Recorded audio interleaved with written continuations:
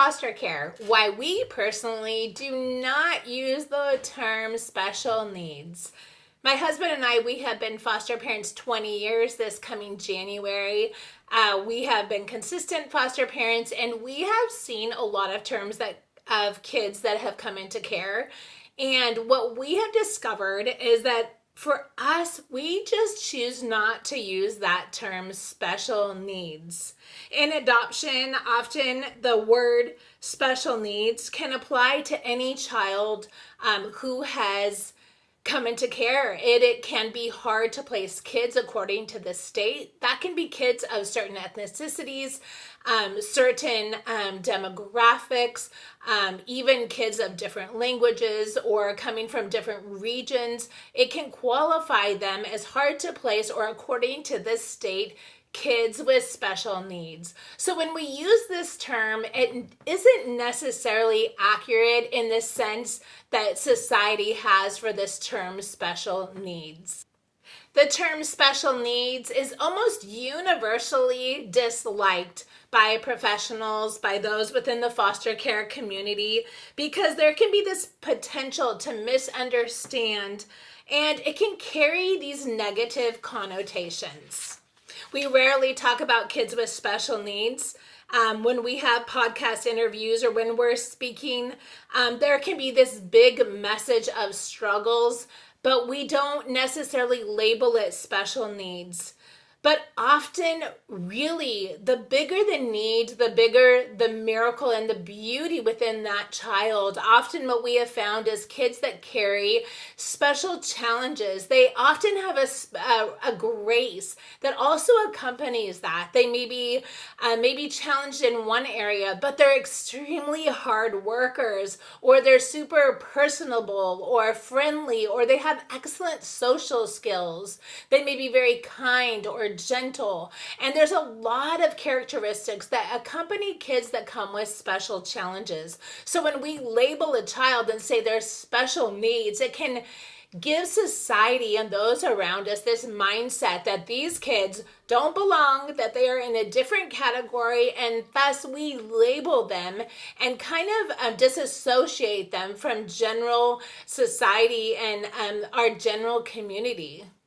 As a Christian, I also see this. I see that when God speaks to us, He doesn't talk to us about our past. He doesn't label us by what we've done or where we've been or who we grew up with or how we were treated. He often calls us what He sees in us. He calls us forward to who we're meant to become, to the very core of our identity and the core of who we are. At the same way as foster parents, it would be a benefit to us to see these kids with God eyes, to ask God, to pray, if you are a Christian, to pray for eyes to see these kids as God sees them. Because I guarantee there is potential, there is beauty in each of our children. And society can label them negatively, but in God's eyes, they are beautifully and they are wonderfully made. I think even as adults, sometimes we can grow up and learn to avoid God because we believe that God is like man, that He looks on us and sees our mistakes, that we think that He's going to point, and sit on His throne and start calling out everything that is wrong with us. And as kids, if we are constantly discussing with other people, our foster kids, and everything that's wrong with them, whether that's talking to a family member or our spouse or maybe the other kids in the home or a medical professional, and these kids are constantly hearing list after list of what's wrong and their diagnosis and their medication and their labels and these categories of special needs, they soon will embrace this identity and this idea that they are just bad or they are broken or they are different or there is something wrong with them. And so I love as a foster parent to call out what is good, call out what is beautiful, to see, ask God again to see what's beautiful about each and every child, their uniqueness, their strengths, their talents, and then speak those things into the children in my care instead of just labeling them, those are my kids with special needs.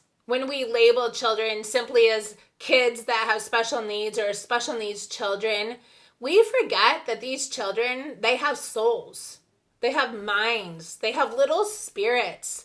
Even if they're nonverbal, we have a child right now in our care that's nonverbal. She can't speak.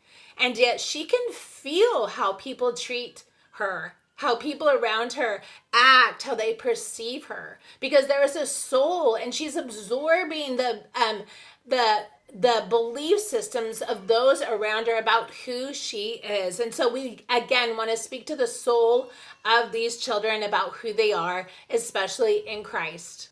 Have you ever met someone who is different? Maybe a different culture. They speak a different language. Maybe they have a limb cut off and you go through the store and your child points them out or makes a comment. But yet over time, if you get to know people who are different from you, if you share bread with them and sit down with them and eat with them and do life with them, I promise you, after a while, you will not see their differences. And this is different than just walking around blind, saying, I'm choosing not to notice there's difference. It's identifying there is differences, but after a while, those differences are not what we look at.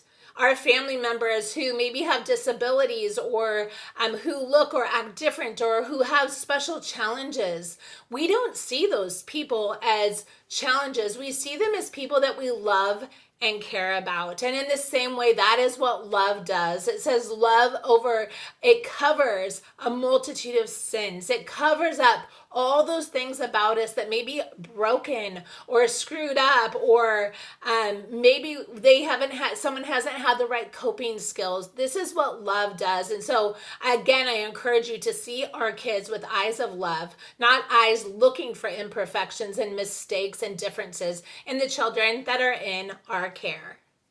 When we have kids in our care, we also often take the older kids especially to therapy.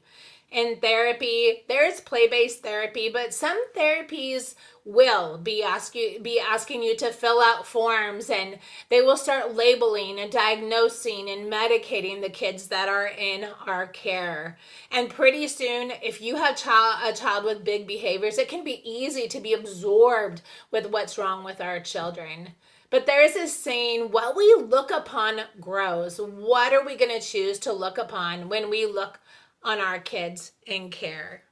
Yes, it's good to acknowledge therapies and the helps and the supports and the science behind the things that can help our kids get better. That's necessary and important and really vital. But at the same time, again, I encourage you to look at what is right with that child. And if you need to, sit down, make a list, discuss with your spouse, speak those things into your child as often and as frequently as you can.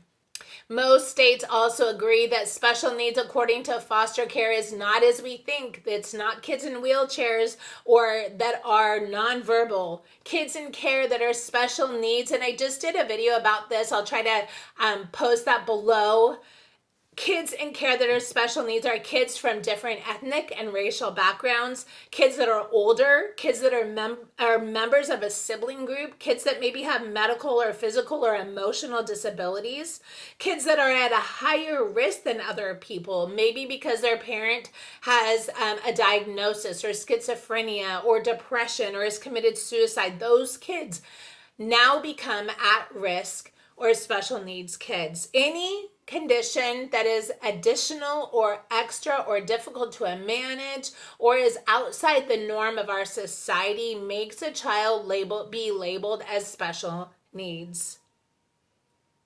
The term special needs is simply used by the federal government to provide assistance to those kids who have special hurdles or special circumstances that make them hard to place in foster care. And so that label was given. But as a foster parent, my husband and I, we don't like to use it. Again, there's a negative connotation connected with this idea of special needs kids.